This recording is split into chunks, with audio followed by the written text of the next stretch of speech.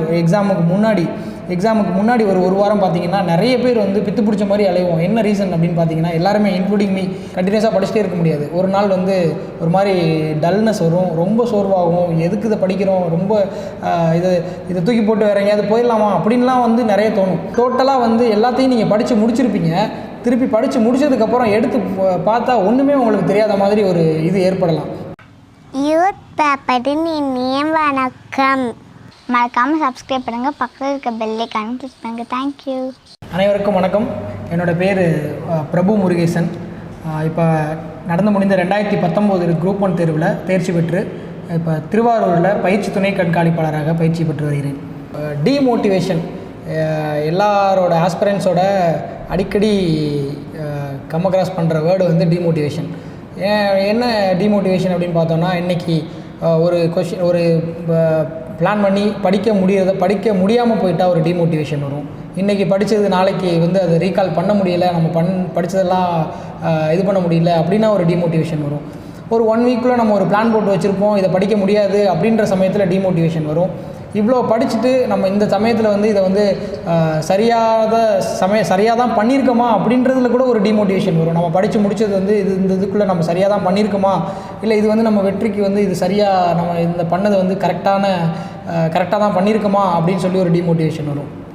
குறிப்பிட்ட பீரியடில் பார்த்திங்கன்னா எதுக்காக நம்ம இதை படிச்சுக்கிட்டே இருக்கோம் அப்படின்ற ஒரு டிமோட்டிவேஷன் வரும். என்னென்னா ஒரு 3 டேஸ் கண்டினியூஸாக படிச்சிருப்பீங்க, 1 டே வந்து நமக்கு படிக்கவே தோணாமல் இருக்கும். ஏன் அப்படின்னா இது இயல்பு தான். எல்லாரோட இதுலேயுமே நம்ம படிக்கும்போது என்ன ஆகும் அப்படின்னா, கண்டினியூஸாக படிச்சுட்டே இருக்க முடியாது. ஒரு நாள் வந்து ஒரு மாதிரி டல்னஸ் வரும், ரொம்ப சோர்வாகும். எதுக்கு இதை படிக்கிறோம், ரொம்ப இதை தூக்கி போட்டு வேற எங்கேயாவது போயிடலாமா அப்படின்லாம் வந்து நிறைய தோணும்.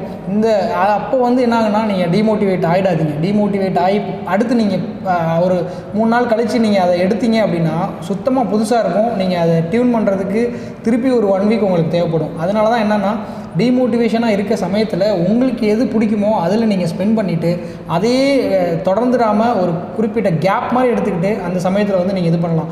ஒரு ஃபேஸ்லேயும் டிமோட்டிவேஷன் வரும். டியூரிங் எக்ஸாமுக்கு முன்னாடி ஒரு வாரம் பார்த்தீங்கன்னா நிறைய பேர் வந்து பித்து பிடிச்ச மாதிரி அலைவோம். என்ன ரீசன் அப்படின்னு பார்த்தீங்கன்னா, எல்லாருமே இன்க்ளூடிங் மீ என்னன்னா, நம்ம படித்தது வருமா, இதை வந்து நம்ம பண்ணிட முடியுமா அப்படின்றது வந்து ஒரு தோணும். இந்த 1 வீக்கில் வந்து நம்ம இது படிக்கணும், அது படிக்கணும், நிறைய படிக்கணுமே, நிறைய இது பண்ணணுமே அப்படின்னு சொல்லி மனசுக்குள்ளே டம்ப் பண்ணி ஏற்றி நம்ம என்ன பண்ணுவோம் அப்படின்னா, அந்த சமயத்தில் மோட்டிவேஷனாக இருக்கக்கூடிய அந்த முக்கியமான சமயத்தில் டிமோட்டிவேட் ஆகி அந்த எக்ஸாமை வந்து கோட்டை விட்டுருவோம். மெயின் ரீசன் இதுதான். என்னென்னா, நமக்குள்ளேயே நம்ம நினச்சிக்கிறது இது வந்து நம்ம பண்ணது கரெக்டாக, இந்த 1 வீக்கில் வந்து நம்ம எல்லாத்தையும் முடிச்சிட முடியுமா, இல்லைனா இந்த 1 வீக் நம்ம எல்லாத்தையுமே படிச்சிட்டோம் அப்படின்னு சொல்லி அந்த லாஸ்ட் 1 வீக் ரெஸ்ட் எடுக்கிறதும் வந்து இதாக இருக்க முடியாது. ஏன்னா அந்த சமயத்தில் நீங்கள் எல்லாத்தையும் ரிவைஸ் பண்ணணும். அந்த 1 வீக் வந்து உங்களுக்கு கிடைச்ச ஒரு மிகப்பெரிய இது.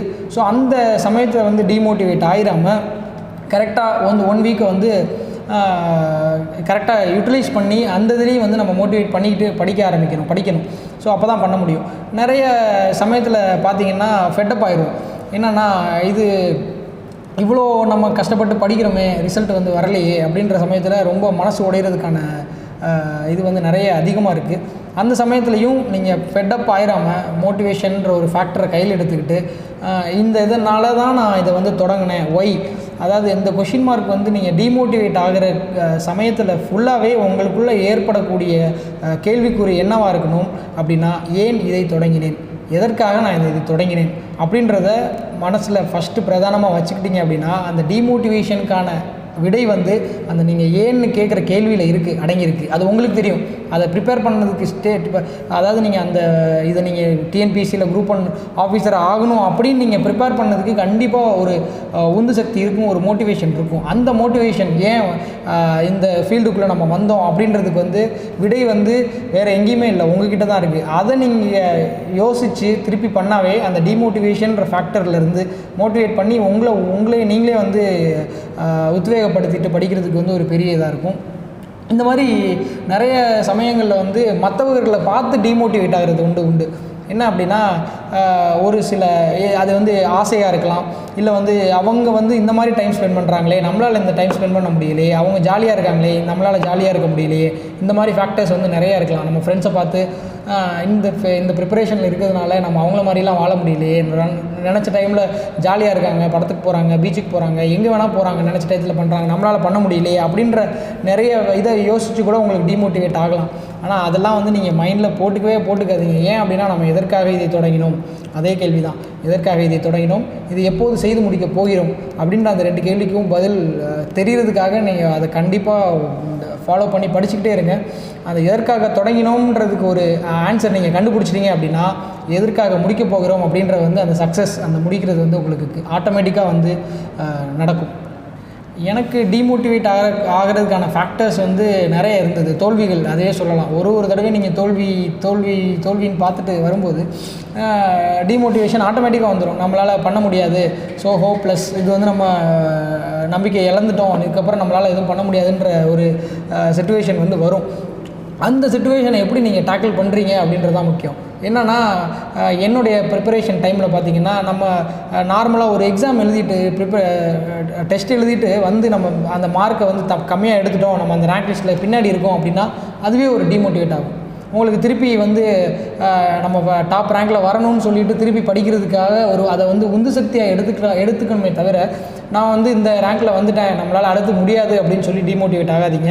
இந்த இது வந்து நிறைய பேருக்கு வர்றதுக்கு வாய்ப்பு இருக்குது. இந்த ஒரு சின்ன இதில் வந்து நம்ம சறுக்கிட்டோம் அப்படின்னு சொல்லிட்டு அதிலே இருந்துடாமல் திருப்பி மோட்டிவேட் பண்ணிட்டு வாங்க. இந்த ப்ரிப்பரேஷனில் வந்து மெயின்ஸ் தோல்வி அடையும் போது ரொம்பவே டிமோட்டிவேட்டாக இருக்கும். என்னென்னா ஒரு எக்ஸாம் ஒரு ஸ்டேஜ் கிளியர் பண்ணிவிட்டு 2வது ஸ்டேஜில் வந்து தோற்றுட்டோம் அப்படின்னும் போது அதை வந்து ஓவர் கம் பண்ணுறது ரொம்ப கஷ்டம். என்னுடைய அந்த ஃபேஸில் வந்து 2 டைம் அது நடந்தது. ஃபஸ்ட்டு மெயின்ஸ்லேயும் தோற்றேன், 2வது மெயின்ஸ்லேயும் தோற்றேன். அதை ஓவர் கம் பண்ணிக்கிறதுக்கு நான் என்ன பண்ணேன் அப்படின்னா, சின்ன ஃபேக்டர்ஸ் தான் உங்களுக்கு அதாவது சந்தோஷப்படுத்தக்கூடிய ஒரு இது ஒரு நிகழ்வு, அந்த மாதிரி இதெல்லாம் வந்து ஏற்படுத்திக்கிறதுக்கான வாய்ப்பை வந்து நீங்கள் பண்ணணும். அதாவது சின்ன விஷயமா இருக்கலாம், சின்ன சந்தோஷத்தை கொடுக்கக்கூடியதாக இருக்கலாம். நீங்கள் துவண்டு போயிருக்க சமயத்தில் உங்களுக்கு ஒரு ஆறுதலாக இருக்கக்கூடிய யாருக்கிட்டேயும் நீங்கள் வந்து பேசலாம், பாட்டு கேட்கலாம், ஏதாவது நீங்கள் பிடிச்ச விஷயங்களில் உங்களுடைய மனசை வந்து செயல்படுத்தலாம். இந்த மாதிரி தான் வந்து நீங்கள் இந்த டிமோட்டிவேஷன்ற ஃபேக்டரை வந்து ஓவர் கம் பண்ணி மோட்டிவேட் பண்ணி நீங்கள் முடிக்க முடியும். மாதிரி படிக்கும்போது வந்து நமக்கு வந்து மறப்பது வந்து ரொம்ப இயல்பு. ஒரு பாடத்தை படிக்கிறோம் அப்படின்னா ஈஸியாக வந்து மறந்துடுவோம். ஒரு வாரத்துக்கான இப்போ ஃபார் எக்ஸாம்பிள் நம்ம திங்கக்கிழமையிலேருந்து சனிக்கிழமை வரைக்கும் படிச்சிருக்கோம் அப்படின்னா அடுத்த திங்கக்கிழமை எடுத்து அதை படிக்கும்போது நமக்கு மறக்கிறதுக்கான இது வந்து இயல்பு தான். மனிதனோட இயல்பு வந்து நம்மளால் ஞாபகம் வச்சுட்டே இருக்க முடியாது. அதனால் அது எனக்கும் இருந்தது. என்னென்னா திருப்பி படிக்கும்போது அது புதுசாக இருக்க மாதிரி இருக்கும். ஒரு புக் எடுத்து திருப்பி அதை நோட்ஸ் எடுத்து நம்ம தான் நோட்ஸ் எடுத்து படிச்சிருக்கோமான்ற மாதிரிலாம் அது தோணும் பார்க்கும்போது.